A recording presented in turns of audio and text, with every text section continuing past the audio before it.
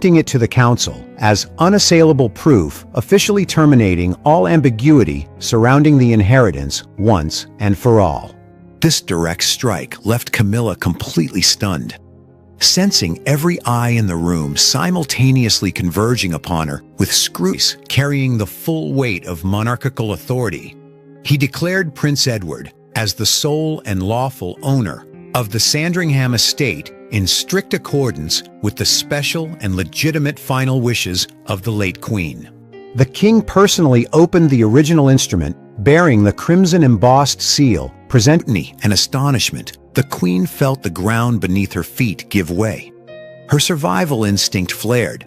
She took a step forward, her trembling hands clutching her small handbag tightly as she attempted to construct a justification, blaming the misunderstanding of advisors or errors in the document classification process. An eerie silence broken only by the rhythmic ticking of the antique clock.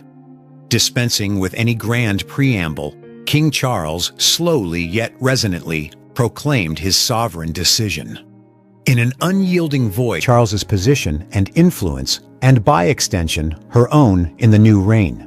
That evening, through the veiled and cautious briefings of a trusted courtier from the Archives Department, who had happened to catch the sudden shift in Edward's expression upon opening the oak box, Camilla immediately caught the scent of something amiss. The instincts of a woman who had spent a lifetime fighting to secure her current station told her that whatever her brother-in-law had just unearthed was far more than mere sentimental keepsakes. The existence of that secret Queen Camilla. As one who had navigated decades of turbulence, weathering the storms of public opinion, to finally take her place as the matriarch beside King Charles, Camilla possessed a razor-sharp intuition and an informal network of eyes and ears spanning every corridor of the palaces. She had always maintained a particular interest, even a covert surveillance over every development in the distribution of the late Queen's estate, believing that every piece of property served to solidify an equivalent legal weight, preserved within a prestigious royal banking institution in central London. The final cross-reference provided an unassailable confirmation. The primordial document granting title to Edward bore the original ink signatures. The pristine microscopic impressions were entirely null and void, constituting a grave offense. The original instrument stood as an impregnable fortress, virtually impossible to invalidate by any authority. Of the late Queen's embossed seal and had been executed through a flawless, comprehensive legal procedure. The solicitors assured Edward that any crude alterations made to the document Camilla had compromised were duplicates housed within the Privy Council's most restricted repository, a domain completely insulated from the Queen Consort's reach. The turning point in this legal warfare manifested when the legal team unearthed a ghost copy of the instrument, a statutory duplicate possessed of having to hold out her hand for permission or submit to her brother-in-law's arrangements on land that rightfully belonged to Charles, deeply wounded the pride of a queen. The anger swiftly transmuted into ruthless, practical calculations. Camilla paced heavily around the grand room, the sharp click of her heels against the wooden floor sounding dry and urgent, mirroring the frantic beat of her impatience. A powerful surge of greed arose, clouding the inherent reason to accept the reality in silence to protect the family. Therefore, she had to strike before the prince could make any legal moves. A bold and perilous plan began to take shape in the shadows of the Queen's mind. Her eyes flashed with cold determination as she looked toward the small safe where the palace master keys of a seasoned woman. She vowed to herself that the property must be returned to its proper place to Charles, which, by extension, meant under her own control. Camilla understood that if Edward formally brought this file to light, the situation would become irreversible and Charles would be forced to extreme sophistication. Prince Edward's name within the core clauses and the property disposition sections was gradually erased using special chemicals, then replaced with vintage typewritten strokes that perfectly matched the typeface of the previous decade, transferring the entirety of the Sandringhams, who had accepted a colossal fee, along with a vow of absolute secrecy from her, sat waiting.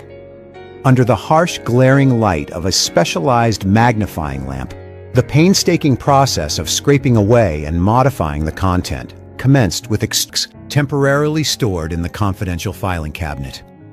Her hands, encased in thin silk gloves, trembled slightly, not from fear, but from absolute exhilaration as her fingers brushed against the blue ribbon dossier, the very thing she believed to be the ticket to reclaiming justice and power for her husband. The original file was swiftly removed from the residence by Camilla and transported immediately to a secluded private law office nestled in the suburbs of London. There, an expert seasoned in the restoration and alteration of vintage documents will enjoy it. Display of the innate wisdom of a realist, or was he simply fortunate to have the absolute understanding and backing of King Charles? Share your thoughts with us in the comments section. Remember to like, share, and subscribe for more. Also click the next video showing on your screen. Year of exposure of losing her hard-won reputation and the dignity of her sovereign standing plunged Camilla into long, sleepless nights, her mind racing to find an escape route as Edward's legal snare began to tighten around her. With the legal evidence consolidated into an unshakable solid mass, Prince Edward knew the time to confront the truth had arrived. Choosing to bypass any secretaries or intermediary protocols, he arranged a private audience with King Charles in the king's small reading room, an intimate space that nevertheless twitching with restless anxiety. She realized that her seemingly flawless plot had not only left tracks, but now threatened to expose the sordid truth to the light of day.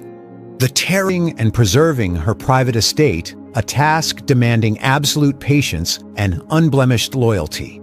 Unlike his siblings, who were always preoccupied with public engagements, Edward found a sense of peace in communing with upon learning about the file's existence. While King Charles has maintained a surprisingly cryptic silence, that very silence is fueling endless speculation about a secret far bigger than anything the public can see. Is Prince Edward holding a truth powerful enough to upend everything the British monarchy has built for years? And if that secret is fully exposed, will the one paying the ultimate price be Camilla or King Charles himself? Late one afternoon during the opening days of the year, Prince Edward, the youngest son, notoriously private, placid, and always keeping himself well outside the scheming vortices of the House of Windsor, was quietly flipping through crates of personal documents left behind by the late Queen.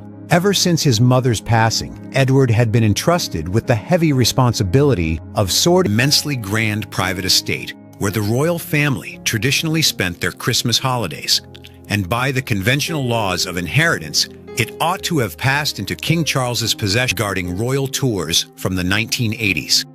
Inside the box lay not the usual diplomatic correspondence or daily journals, but a thick dossier bound by a royal blue ribbon, its exterior bearing a crimson wax seal stamped with the late Queen's personal cipher. As he carefully unfastened the ribbon, Edward's eyes were instantly drawn to the formal legal title. Declaration of Transfer and Disposition of Sovereign Assets, the Sandringham Estate. The prince's heart rate suddenly quickened as his eyes skimmed the opening pages. According to royal history, Sandringham was in the past, combing through each delicate yet authoritative stroke of his late mother's handwriting. His fingers came to a halt at a dark oak box, its brass lock tarnished with age tucked away behind a stack of files within the heart of the palace. King Charles listened in silence, his expression shifting from surprise and skepticism to utter stupefaction as he beheld the undeniable proofs carried the immense weight of sovereignty with frescoes of ancestral portraits hanging along the walls. Entering the room, Edward carried a combination-locked black leather briefcase containing the complete spectral analysis results, the statutory backup copy from the royal bank, Camilla, to avert a scandal that could shake the throne. Edward slowly opened the briefcase, placing each dossier onto the king's oak writing desk. His finger pointed to the fractured paper fiber structures and the chemical ink stains beneath the ultraviolet photographs, starkly exposing the fraudulent plot right with ink, and the clumsily altered document he had carefully recovered. Standing before his older brother, who was now the head of the monarchy, Edward felt an extraordinary psychological pressure. He could not predict whether the king, when faced with family honor versus marital affection, would choose to stand with his brother's justice or seek to cover it up, shielding consume her mind. In the depths of Camilla's heart, greed and a sense of injustice intertwined into a knot that tightened around her chest. She thought bitterly of the long, grueling years spent by Charles's side, weathering the storms of public opinion and the scrutinizing gazes of the public together to solidify this reign. Yet now, when Charles was finally the king of a nation, he had been stripped of his inheritance to a core estate by his own late mother just before she closed her eyes, leaving it to his youngest brother, who had always remained in the shadows and contributed so little. Camilla could not accept that Edward would become the supreme master of Sandringham, holding the power to dictate terms over the very place she and the king still frequented every winter. The mere thought, the honor of her husband sitting upon the throne, and to the very position of queen consort that she had sacrificed half her life and endured boundless bitterness to secure. She stood rooted to the spot beside her mahogany desk, her fingers gripping the edge of the paper so tightly that her knuckles turned white, allowing shock and outrage to entire rigorous cross-examination protocol. They did not merely examine the altered document, they traced the lineage back through the original archival framework from the handwritten memoranda of former private secretaries and the logs of the solicitors who witnessed the signing to the encrypted digital, withstanding the scrutiny of a supreme tribunal. For days on end, Edward's private legal chambers transformed into a miniature nerve center. Those involved initiated a echelons of royal courtiers, spearheaded by a senior legal counsel who had spent his entire career navigating the House of Windsor's most labyrinthine property disputes. Edward demanded an exhaustive, strictly confidential investigation to safeguard his entitlements and to amass a body of evidence capable of absolute determination. Immediately after exiting the spectral analysis room, he mobilized an elite shield of top-tier legal protection. The prince executed a decree authorizing a syndicate of 3 veteran solicitors from the most loyal. However, the shadows of the palace had never been a safe place to harbor secrets.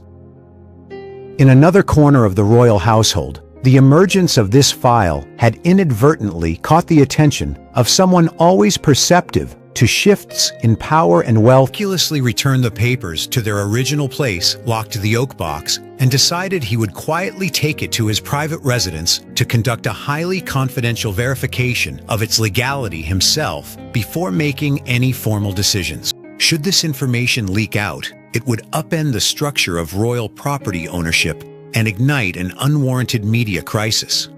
True to his discreet nature, Edward resolved not to make it public immediately, nor to seek out his brother, the king, for questioning. He gave way to a state of extreme caution. Edward stood motionless in the darkening room, his mind racing with the repercussions this file could bring. He understood perfectly well the explosive nature of what he held in his hands. Were kept. Refusing to capitulate to fate or the late queen's final wishes, Camilla began to calculate a way to gain access to Edward's private residence, where she knew for certain he was keeping the original dossier for scrutiny. The recklessness born of boundless greed made her oblivious to both legal and moral. Without a sound, Camilla stepped inside, her silhouette stretching long beneath the dim light from the hallway lamp. Having prepared meticulously, she quickly located the dark oak box and into motion. Leveraging her intimate knowledge of the royal family's daily schedules and assisted by a few compromised loyal courtiers, she secured a precious window of time while Edward attended a charity gala scheduled to last several hours. The duplicate master key slid into the lock of Edward's private study with risks. All quiet preparations began to put into motion behind Edward's back initiating a sophisticated plot of deception to strip her brother-in-law of his lawful inheritance. As darkness fell, enveloping Prince Edward's private residence, Queen Camilla began to set her reckless plan. Ownership and management rights of the Sandringham estate had been transferred entirely to Prince Edward. He read it over and over his fingers, trembling slightly, as they touched his mother's familiar elegant signature at the bottom of the page, flanked by the embossed seal of the Privy Council, and the witnessing signatures the very moment he was crowned. Yet the clear, uncompromising typewritten words before Edward's eyes asserted a reality that was completely antithetical. The document stated explicitly that through a special legal decree executed during the final months of the Queen's life, all legal of two of the United Kingdom's most eminent royal solicitors. The existence of this dossier meant that King Charles did not actually own Sandringham, contrary to what the public and the king himself had blindly assumed. This was no ordinary inheritance.